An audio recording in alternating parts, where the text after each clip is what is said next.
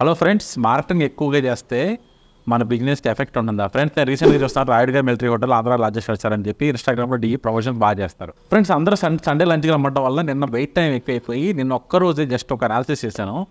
నిన్న ఒక్కరోజే వాళ్ళకి 10+ 1 స్టార్ రేటింగ్స్ వచ్చాయి గూగుల్లో.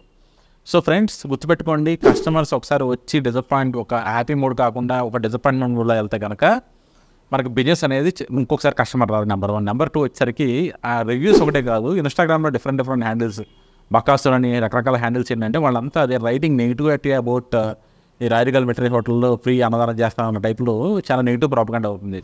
మన ప్రమోషన్స్ ఏమైతే ఉంటాయో మన బిజినెస్ పీక్ టైంలో చేయకూడదు ఫ్రెండ్స్. ఎగ్జాంపుల్, మీకు రెస్టారెంట్ బిజినెస్ ఉంది, మీరు ఏం చేయాలి? Monday to Friday you should run offer. Saturday Sunday ఎలాగో మీ రెస్టారెంట్ ఫిల్ అవుతుంది.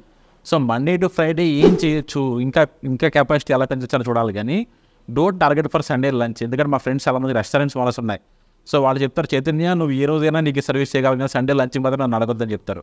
సో ఫ్రెండ్స్, గుర్తుపెట్టుకోండి, ఓవర్ మార్కెటింగ్ చేసి మన కస్టమర్స్కి అడ్రస్ చేయకపోతే మన బిజినెస్ చాలా డ్యామేజ్ అవుతుంది.